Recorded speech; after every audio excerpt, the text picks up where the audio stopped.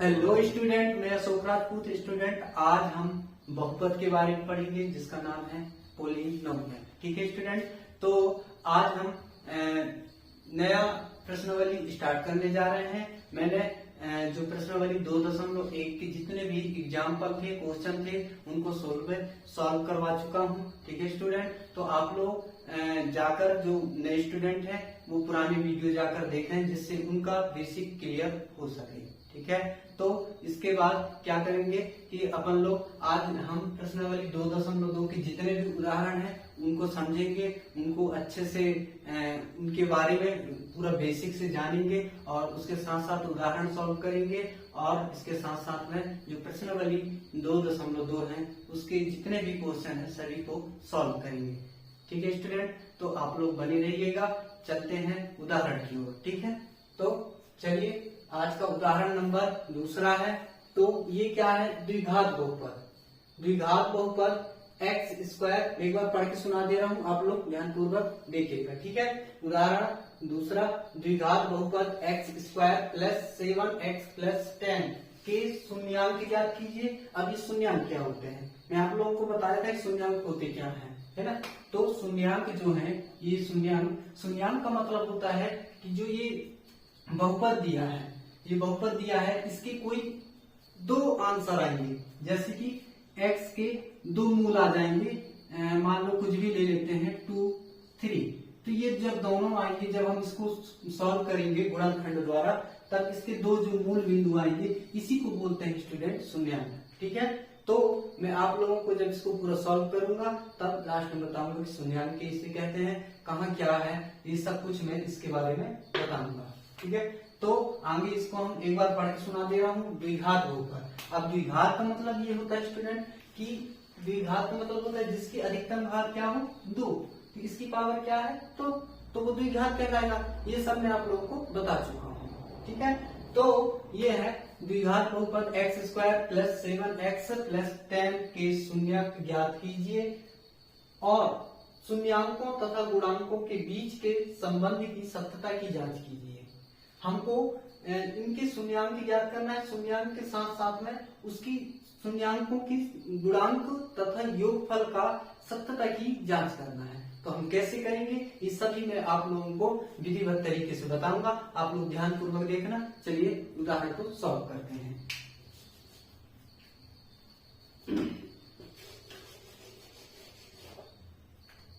तो सबसे पहले हम जैसा करते हैं, क्या सॉल्व लिख लेते हैं।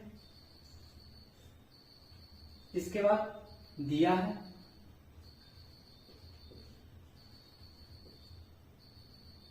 क्या दिया है हमको, x square plus 7x plus 10 ये दिया है हमको। ये क्या है? ये बहुपद है। ठीक है, तो ये बहुपद है, तो इसको अब ध्यानपूर्वक आप समझिएगा। ये क्या है? एक बहुपद है। इसको हम इस तरीके से सॉल्व करेंगे कि सबसे पहले ध्यान देने योग्य बात क्या है कि जो ये 7 है, ये बहुपद का जो ये बीच के हैं 7, इसको ऐसे हम दो पार्ट में तोड़ेंगे। इसको ऐसे दो संख्याओं में तोड़ेंगे कि जो ये फर्स्ट है और ये अंतिम है, इसका गुना करें तो कितना आ जाए, 10। जैसे इसका गुणनखंड कितना है, 1, तो हम 1 लिखेंगे, इंटू ये लास्ट वाला कितना है, 10, तो यहाँ 10 लिखेंगे। इन दोनों का हम आपस में गुना करते हैं तो कितना आता है, 10। समझिएगा स्टूडेंट। ठीक है, तो इन दोनों का हम गुना करेंगे तो कितना आएगा, 10।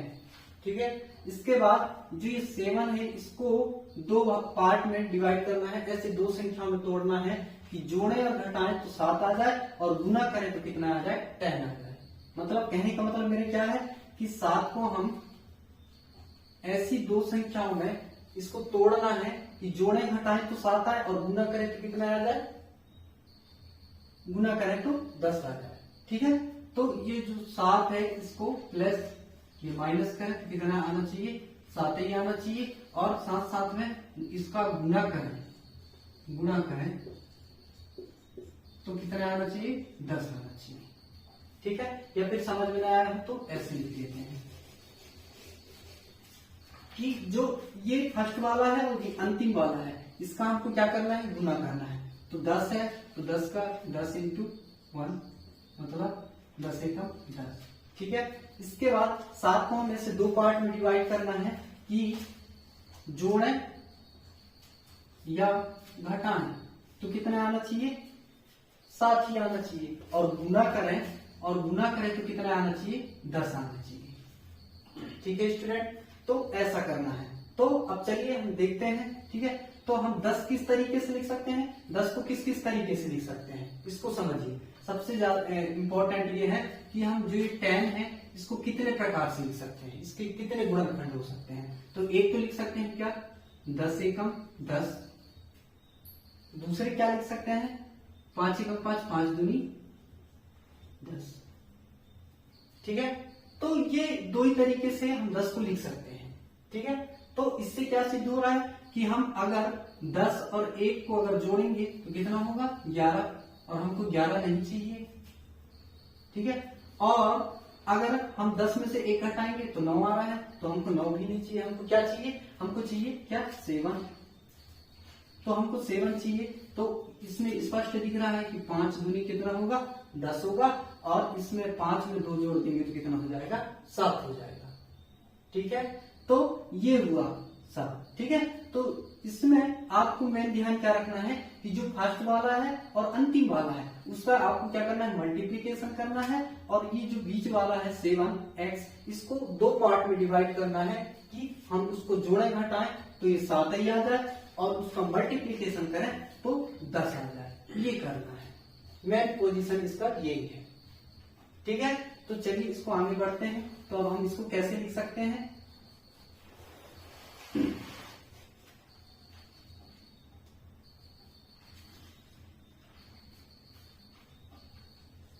इसको लिख सकते हैं स्टूडेंट, एक्स स्क्वायर प्लस कितना है,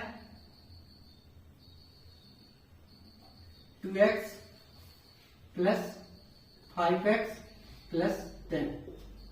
मतलब 2x और 5x। अब x क्यों आ गया, क्योंकि हम 7 को 2 पार्ट में डिवाइड किए हैं। तो 7 को तो किए, 7 के साथ में क्या है, x भी है, इसलिए इन दोनों के साथ में क्या है, x। अब देखो आप लोग, 5 एकम 5, 5 दूनी 10, जो कि हमारा कंडीशन था कि इनका दोनों को मल्टीप्लीकेशन कराने पे कितना आना चाहिए, 10। तो 10 भी आ रहा है, और 5 और 2 को जोड़ेंगे तो कितना आएगा, 7 आएगा। ठीक है, तो वही जितने जो इसमें कंडीशन था वो हमने अप्लाई किया, तो उसी प्रकार से ये बन गया। ठीक है स्टूडेंट, आगे बढ़ते हैं। इसको मैं हटा देता हूँ, ये रफ का कार्य था। ठीक है, हालांकि लिखे हुए हैं। ठीक है, आगे देखिए ये क्या होगा, एक्स स्क्वायर प्लस 2x, एक बार और लिख दे रहा हूं, 5x प्लस 10। इसके बाद क्या करना है, इसको ये 2 ले लो और ये 2 ले लो। ठीक है, इन दोनों को अलग अलग करेंगे तो क्या होगा, x square plus 2x, bracket में बंद कर देते हैं, 5x प्लस 10। इसके बाद क्या करना है, अब इनसे कॉमन लेना है। तो इससे भी x कॉमन आ रहा है, इससे भी x कॉमन आ रहा है, तो इससे कॉमन ले लो क्या, x बाहर ले लिए तो यहाँ बचा क्या, 1x बचा। इसके बाद यहाँ से 1x को बाहर लिए तो यहाँ 2 बचा। इसके बाद प्लस यहाँ से कितना कॉमन आएगा, यहाँ से 5 आएगा, तो कितना बचा, 5 बाहर आ गया तो x, और 5 एकम 5, 5 दूनी 10। ये हो गया। अब एक इसमें कंडीशन है स्टूडेंट कि आप लोग इतना ध्यान रखना कि कभी भी अगर हमारा सवाल सही हो रहा है, ठीक है, तो ये 2 एक जैसे आएंगे, चाहे ये 2 एक जैसे आ जाए, चाहे x प्लस 5 एक जैसे आ जाए। मतलब ऐसा रहेगा कि कोई ना कोई, मतलब दोनों एक जैसे ही होंगे। ठीक है, अगर यदि ये वाला अगर एक जैसे आ रहे हैं, इसका मतलब है कि हमारा सवाल सही बन रहा है। ठीक है, ये हो गई इसकी पहचान। ठीक है, अब इसको क्या करना है आप लोगों को, आगे बढ़ते हैं। एक बार लिख लेते हैं x प्लस 5, और एक बार लिख लेते हैं x प्लस 2। अब इनको हम क्या कर देते हैं, 0 के बराबर। तो इनको एक एक करके लिख लेते हैं। कैसे एक एक करके लिखेंगे कि एक को हम 0 के बराबर लिखेंगे और दूसरे को भी 0 के बराबर लिखेंगे। मतलब x प्लस 5 इक्वल टू 0, दूसरे पक्ष में क्या लिख सकते हैं, x प्लस 2 इक्वल टू 0।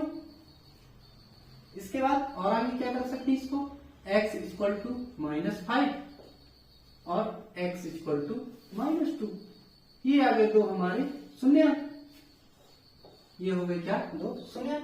एक को मान लो क्या अल्फा और दूसरे को मान लो क्या, मैं दूसरे कलर से लिख दे रहा हूं जिससे आप लोगों को अच्छे से दिखे।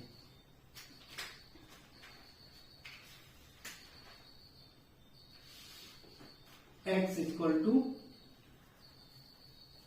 अल्फा बराबर -5 और बीटा दूसरे को मान लेते हैं -2।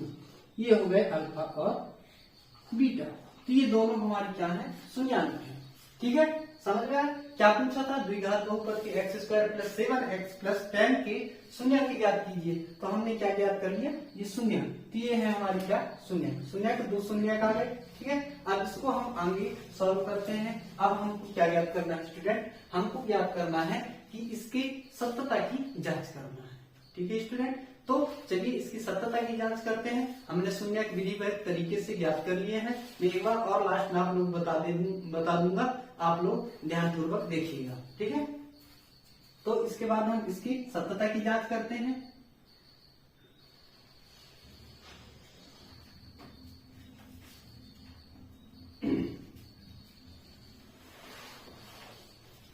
अब आप लोगों को सत्यता की जांच करने के लिए एक फॉर्मूला होता है कि गुणांकों का योगफल, मैं लिख दे रहा हूं,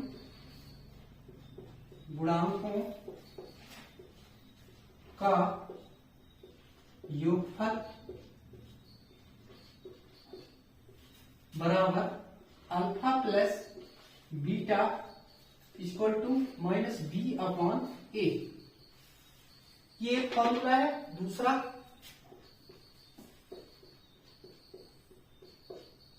गुणांकों का गुणनफल बराबर अल्फा इंटू बीटा। ये नाम से ही स्पष्ट है, C/A होता है।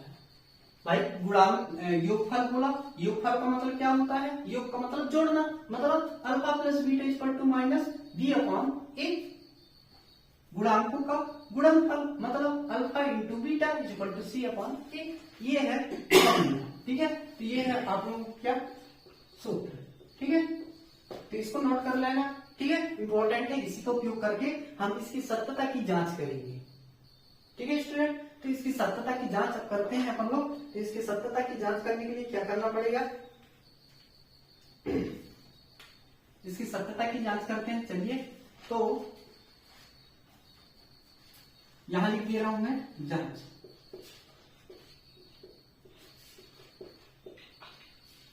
जांच करते हैं हम लोग।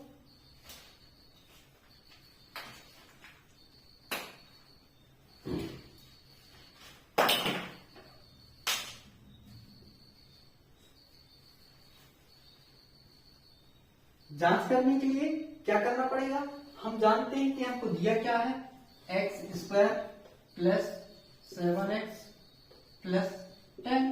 अब इससे आप लोगों को एक चीज और जानना है। क्या जानना है कि इसका जो ये x है, इसका गुणनखंड कुछ भी नहीं दिख रहा है। मतलब अपने आप में यहाँ क्या छिपा रहता है, 1 छिपा रहता है। मतलब यहाँ क्या है, 1।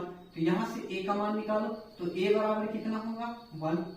ये b कहलाएगा ये पूरा, तो b बराबर कितना होगा, 7। और ये c कहलाएगा, तो c बराबर कितना होगा, 10। ठीक है, तो ये a b c का मान है, ज्ञात हो गए।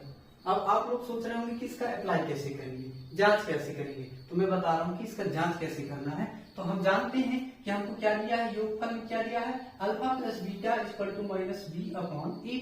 तो अल्फा की जगह में क्या रखना है हमको, ये मान निकाला है -5। मतलब अल्फा की जगह में क्या रखना है, मैं योगफल लिख दे रहा हूं, योगफल बराबर अल्फा की जगह पे क्या रखना है, -5। लिख रहा है आप लोगों को, तो -5 की -5 प्लस का प्लस, बीटा की जगह क्या रखना है, बीटा बराबर आया है -2, तो -2 लिख देते हैं। और बराबर में क्या है, -b/a। तो b का मान कितना निकाले हैं अपन, माइनस का माइनस, b का मान है 7, तो 7 का 7 और a का मान कितना है 1, तो 1 का 1। अब इसका मल्टीप्लीकेशन करेंगे तो कितना आएगा, इसका मल्टीप्लीकेशन करेंगे तो कितना आएगा, देखो माइनस माइनस प्लस हो जाएगा, तो 5 और 2 कितना होगा 7, और माइनस का ही चिन्ह आएगा, क्योंकि माइनस माइनस प्लस तो हो गए और इनके साथ ये चिन्ह तो जुड़ गए, मतलब संख्याएं क्या हो जाएंगी, जुड़ जाएंगी आपस में, और उसके साथ साथ में जो बड़ी संख्या का चिन्ह रहता है वो भी आता है। तो माइनस माइनस प्लस, 5 और 2 7, और माइनस का ही चिन्ह। इसके बाद क्या होगा, इक्वल टू में यदि किसी संख्या के बटे में 1 दिया रहता है तो उसको हम नहीं लिखते, या फिर चाहो तो क्या कर सकते हो कि अगर इसके बटे में कुछ नहीं दिया है, इसके मतलब इसके बटे में 1 रहेगा, और बराबर में क्या है -7/1, ये निकल के आ गया हमारा ये। ठीक है स्टूडेंट, तो इससे क्या समझ में आया कि जो इसका जो ये आया है एक पक्ष वो दूसरे पक्ष के क्या होगा, बराबर होगा हमेशा। इसकी सत्यता की जांच करने की यही पहचान है कि एक पक्ष जो है अल्फा प्लस बीटा है वो जो -d/a था उसके बराबर होगा हमेशा। ठीक है, तो अगर ये बराबर आया इसका मतलब ये है कि जो हम ये सवाल किए थे ये सही है, यही है इसका जांच। दूसरा नंबर करते हैं, ये तो योगफल हुआ, दूसरा क्या है गुणनफल। तो दूसरा गुणनफल भी ज्ञात करते हैं। गुणनफल क्या है, गुणनफल क्या है हम जानते हैं कि गुणनफल दिया है अल्फा इंटू बीटा, तो अल्फा का मान क्या है -5, -5 का 5 इंटू बीटा का मान क्या है -2, -2 का -2। इसके बाद क्या है इक्वल टू c/a, तो c का मान कितना है अपने पास 10, और a कितना है 1, तो 1 का 1। ठीक है, तो इसको आगे देखो, 5 के पास 5 दूनी 10, और माइनस माइनस क्या हो जाएंगे प्लस। अब इसमें क्या होते हैं कि माइनस माइनस इसमें कट जाते हैं, क्यों, क्योंकि माइनस माइनस का जब इंटू होता है तो वो कट जाता है आपस में। ठीक है, तो माइनस माइनस प्लस हो गया, और 5 दूनी 10, तो 10 के 10, और ये कितना है 10/1, तो ये सिंगल है, इसके बटे में भी 1 होते हैं। अब ये भी क्या है बराबर, तो हम क्या कर सकते हैं कि ये क्या है शून्यांक, जो लिखा है कि शून्यांकों तथा गुणांकों के बीच के संबंध की सत्यता की जांच कीजिए। ठीक है, तो यहां लिख देने की अतः यही जांच करना था, और लास्ट में लिख देंगे इसका क्या आंसर।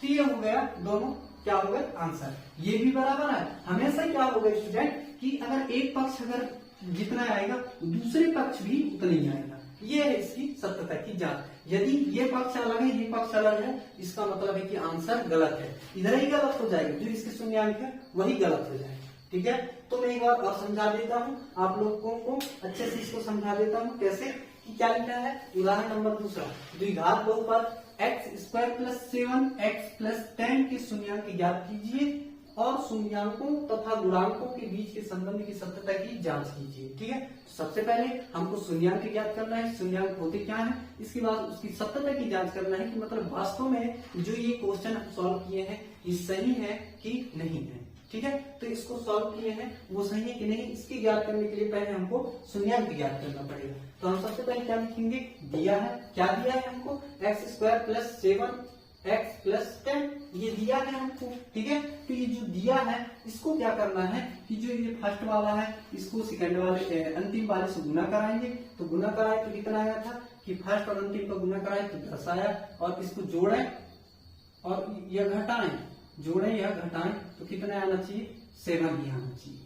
इसका यही कंडीशन है, बस इतना ही याद रखना है, इन दोनों का गुना कर लेना, और इनको ये जो 7 को हम ऐसे 2 भागों में तोड़ेंगे कि जोड़े घटाएं तो 7 आए और गुना करें तो कितना आए 10 आए, बस यही जानना है। ठीक है, तो वो 2 संख्या कौन थे 2 और 5 था, तो 5 के 5 5 2 10, इनको आपस में जोड़ेंगे तो कितना हो जाएगा 5 के 5 जोड़ेंगे तो हो जाएगा कितना 7, और इनका गुना करेंगे तो कितना होगा 10। ठीक है, तो हम जब इसको 2 भागों में तोड़ दिए तो इसको कैसे लिख सकते हैं 2x + 5x + 10 ऐसे लिख सकते हैं। ठीक है, तो ये क्या होगा x square plus 2x plus 5x plus 10। तो ये क्या होगा स्टूडेंट कि इसको हम दोनों को, ये दो पार्ट को एक ब्रैकेट में ले लेंगे और ये दो पार्ट को एक ब्रैकेट में ले लेंगे, ठीक है। तो ये क्या होगा कि इसको ब्रैकेट में ले लिए हम। इसके बाद यहाँ से देखो इसमें भी x है, इसमें भी x है, तो x को बाहर ले लिए, तो ये क्या बचा यहाँ पास x प्लस 2, और यहाँ से क्या आ जाएगा बाहर 5 आ जाएगा, तो यहाँ बचेगा x प्लस 2।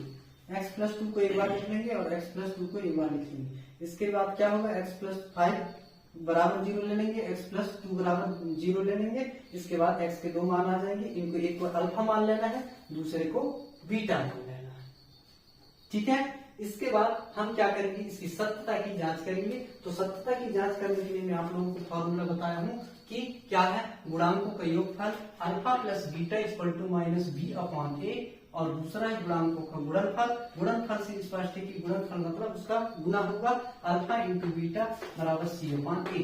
बस इनमें दोनों में मान पुट कर देना है, आपकी सत्यता की जांच हो जाएगी।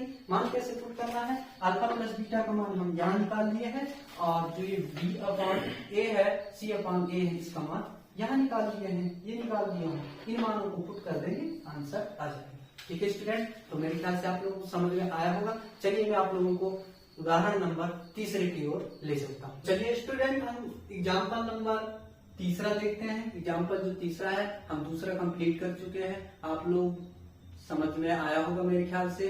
और क्या कहते हैं, इस वीडियो को थोड़ा लाइक और शेयर भी कीजिए, जिससे और भी स्टूडेंटों का हेल्प हो सके, ठीक है स्टूडेंट। तो चलिए हम बिना देर किए हुए उदाहरण नंबर 3 की ओर चलते हैं। तो वैसे ही है क्वेश्चन सेम, वैसे ही लिखा है, कुछ चेंज नहीं, सिर्फ क्वेश्चन चेंज है, ठीक है। तो आप लोगों को समझना है किस प्रकार से इसको बनाना है। एक बार और पढ़ दे रहा हूँ क्वेश्चन को। द्विघात बहुपद एक्स स्क्वायर माइनस 3 के शून्यांक ज्ञात कीजिए और शून्यांकों तथा गुणांकों के बीच की सत्यता की जांच करना है, जैसा कि अभी हम जस्ट इससे पहले किए हैं उदाहरण नंबर दूसरा। लेकिन इसमें समझने लायक बात यह है कि इसमें सिर्फ क्या दिए हैं, सिर्फ दो संख्या दिए हैं, ठीक है। ये एक दिया है एक्स स्क्वायर माइनस 3 दिया है, इतना ही दिया है। तो आप लोग सोच रहे होंगे कि सर इसमें तो जो दूसरा रहता है किस प्रकार से रहता है, x square minus 2x plus 3, तो ये वाला तो है ही नहीं, मतलब b का मान तो है ही नहीं इसमें। तो हम कैसे याद करेंगे, तो मैं सबको, आपके जितने भी डाउट है सबको क्लियर करते हुए सवाल को आगे बढ़ाते ले जाऊंगा, ठीक है। और साथ साथ में क्या होता है, एक चीज आप लोग जानते होंगे कि क्या होता है कि कभी यहाँ जो यहाँ है ये सवाल ऐसा होना चाहिए एक्स स्क्वायर माइनस 4, तो इसका कंडीशन क्या होता है कि जो ये 4 है इसके ऊपर भी हम क्या लगा देते हैं, पावर, जो किस रूप में हो जाता है एक्स स्क्वायर माइनस 2 का स्क्वायर। हम 4 कैसे लिख सकते हैं, 2 की पावर 2, ठीक है। तो ये इसको हम ऐसे लिख सकते हैं कि एक्स स्क्वायर माइनस 2 की पावर 2। तो ये क्या होता है, एक सर्व संख्याएं सूत्र होते हैं। क्या होता है सर्व संख्याएं सूत्र, ए का स्क्वायर माइनस बी का स्क्वायर। इसका मतलब क्या होता है, ए प्लस बी और ए माइनस बी। लेकिन समस्या क्या है, अगर इस तरीके के सवाल आया, ये अगर ये 4 है मतलब सम संख्या है तब तो ठीक है, लेकिन यदि विषम संख्या है तब क्या करेंगे, तो उसके भी सोल्यूशन है। उसको हम किस प्रकार से लिख सकते हैं, उसको हम लिख सकते हैं कि एक्स की स्क्वायर माइनस अंडर रूट 3 का स्क्वायर। इससे क्या होगा कि जो स्क्वायर है इससे अंडर रूट कैंसिल हो जाएगा, तो वापिस से हमारे पास क्या आ जाएगा, एक्स स्क्वायर माइनस 3। तो कहने का मतलब मेरे क्या है, तुमको मैं क्या समझाना चाह रहा हूँ कि हम चाहे तो इसको इस रूप में भी लिख सकते हैं, ठीक है स्टूडेंट। तो चलिए इसको इसी का उपयोग करके हम सवाल को आगे बढ़ाते हैं, ठीक है। तो चलो सवाल को सॉल्व करते हैं। दिया है, क्या दिया है, जैसा हम लिखते हैं वैसे लिख रहे हैं फिर से, ठीक है। तो क्या दिया है, x square minus 3, x square minus 3, तो इसको क्या लिख सकते हो, अब जैसा मैं बताया वैसे ही करना है, सीधे इसको अप्लाई कर दो। क्या अप्लाई करना है कि x square minus under root 3 का होल स्क्वायर कहां से आए, चूंकि कहां से आए, ये आया है, या फिर यहां ऐसा मत लिखिए, ये तो समझ में आ गया कि कैसे आया है। क्यों, क्योंकि मैं अभी यहां आप लोगों को बता दूं कैसे आए, ठीक है। तो आगे इसको और क्या कर सकते हैं हम, x square minus under root 3 का पावर 2। अब लिख सकते हैं इसको क्या कि x plus under root 3 bracket x minus under root 3, ऐसे लिख सकते हैं। अब इसको लिख सकते हैं कि ये कहां से आया, तो इसको हम लिख सकते हैं, क्योंकि हम जानते हैं, क्या जानते हैं कि a square minus B square equal to a plus B a minus B, ये आता है सर्वसंख्याएं से, ठीक है। सर्वसंख्याएं की जो फॉर्मूला होता है वो कहां से आया है, ठीक है। तो इसको आगे हम कैसे सॉल्व कर सकते हैं, आप इसको एक बार, अब ये दो अलग अलग हुए तो इसको एक को 0 के बराबर मानो, मतलब x plus under root 3 equal to 0। दूसरे को भी मान लो x minus under root 3 equal to 0। तो ये क्या होगा फिर, x equal to minus under root 3, और ये क्या होगा, x equal to plus under root 3।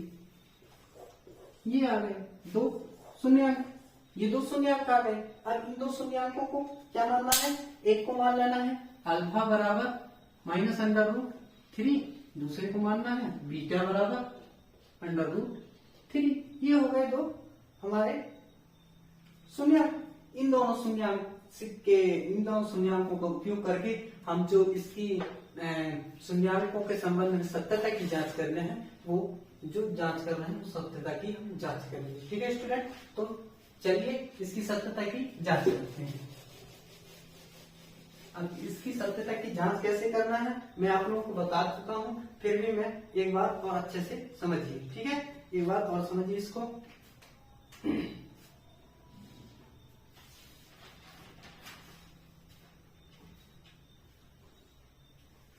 First क्या था कि गुणांकों के योगफल, गुणांकों के योगफल कितने होते हैं, alpha plus beta equal to minus B upon A. दूसरा क्या है, गुणांकों के गुणनफल, गुणनफल कितना होता है student, alpha into beta equal to C upon A, ये होते हैं। इसको हम क्या कर सकते हैं, इनका वैल्यू सीधे पुट कर सकते हैं, और इसका मैं मान निकालना बताया था कैसे। अब अच्छा एक चीज और समझना कि क्या दिया है हमको, x स्क्वायर माइनस 3। अब आप लोग सोच रहे होंगे कि क्या तो b का मान तो दिया ही नहीं है, तो जिसका मान नहीं दिया रहता उसको हमेशा 0 मान के चलते हैं। तो इसमें भी b का मान नहीं है, a का है, तो हम a बराबर क्या लेंगे, a का मान कितना आ जाएगा यहाँ 1, और b बराबर 0, और c बराबर -3। ये आ गए a, b और c के मान। अब इन तीनों मानों का उपयोग करके हम इसकी सत्यता की जांच करेंगे। तो सत्यता की जांच करते हैं। इसकी सत्यता की जांच करने के लिए क्या करना है, हमको लिखना है जांच, जांच बराबर क्या है, अल्फा, अल्फा का मान क्या है student, minus under root 3। First वाला कर रहे हैं ना, तो minus under root 3 plus beta, beta का मान कितना है under root 3 equal to minus B, minus B मतलब बी का मान कितना है 0, और ए का मान कितना है स्टूडेंट 1। ये हुआ, इसको सॉल्व करते हैं क्या आएगा, माइनस माइनस प्लस से कैंसिल, ये माइनस वाला है प्लस वाला है तो कैंसिल हो जाएंगे, मतलब ये कितना है 0, बराबर में ये भी 0/1 है, तो ये भी 0। तुम्हें क्या बताया था कि यदि दोनों क्या है एक जैसे है तो वो सत्य है कि जो हम सवाल बनाए हैं वो सही है। यही है इसकी जांच करने का तरीका, ठीक है। तो इसका मेन उद्देश्य क्या है कि दोनों साइड, जिसके लेफ्ट हैंड साइड है एंड राइट हैंड साइड है, दोनों क्या होना चाहिए, बराबर होना चाहिए, ठीक है। अब हम दूसरा क्या ज्ञात करेंगे, दूसरा है गुणांक, तो इसको हटा दे रहा हूं, तो गुणांक आप समझ लेना। गुणांक क्या है, दूसरा गुणांक, गुणांकों के गुणनफल। तो दूसरा क्या है, गुणनफल। तो गुणनफल बराबर क्या है, अल्फा इंटू बीटा, तो अल्फा का मान क्या है हमारे पास माइनस √3 इंटू बीटा का मान क्या है √3 इक्वल टू सी का मान क्या है हमारे पास -3 और ए का मान क्या है 1। क्या होगा जब इनका मल्टीप्लीकेशन कराएंगे तो √ से √ कैंसिल, माइनस प्लस माइनस क्या हो गया यहाँ, ये कितना हो जाएगा, ये 3 3 का 9 होगा और 3 3 का 9 होगा। तो अच्छा मैं इसको अच्छे से समझा दे रहा हूँ। यह क्या होगा, इसका और इसका मल्टीप्लीकेशन कराएंगे तो 3 3 का 9 होगा और 9 का जब हम करते हैं क्या वर्ग करते हैं तो कितना होगा, ये हो जाएगा, इसको हम लिख सकते हैं 3 का वर्ग, तो 3 से 3 कैंसिल और यहाँ लग जाएगा माइनस, ये क्या होगा -3/1, तो बचा कितना यहाँ -3/1 इक्वल टू -3/1। ये दोनों क्या आ गए एक जैसे, ठीक है। तो ये हुआ इसका जांच, ठीक है। तो इसी प्रकार से तुम लोगों को भी जांच करना है। यहाँ समझ में नहीं आया होगा यहाँ कैसे करना है, कई बार और सोचो कि ये 3 से 3 ऐसे डायरेक्ट भी काट सकते हो या फिर क्या कर सकते हो कि 3 3 का 9 होता है तो 9 लिख लो और 9 का जो वर्ग होता है तो कितना होता है इसका 3 3 का 9, मतलब हम 3 की क्या लगा सकते हैं, 3 का क्या लगा सकते हैं वर्ग लगा सकते हैं 3/1, 3 का वर्ग लगा सकते हैं। तो ये जो वर्ग है वो क्या होगा, जो इसके स्क्वायर से कैंसिल हो जाएगा, तो इसके अंदर रूट स्क्वायर से कैंसिल हो गया तो बचा कितना 3 ही बचा, तो -3/1 -3/1। तो ये दोनों साइड आपस में क्या आ गए बराबर आ गए, ठीक है स्टूडेंट। तो मेरे ख्याल से आप लोगों को समझ में आया होगा, जहां समझ में आए तो कमेंट करना और लाइक और शेयर करना। अब मैं इसके बाद क्या आप लोगों को एक और उदाहरण है, उदाहरण नंबर 4 उसकी ओर ले चलता हूँ, ठीक है। इसको आप लोग नोट कीजिए, हम उदाहरण नंबर 4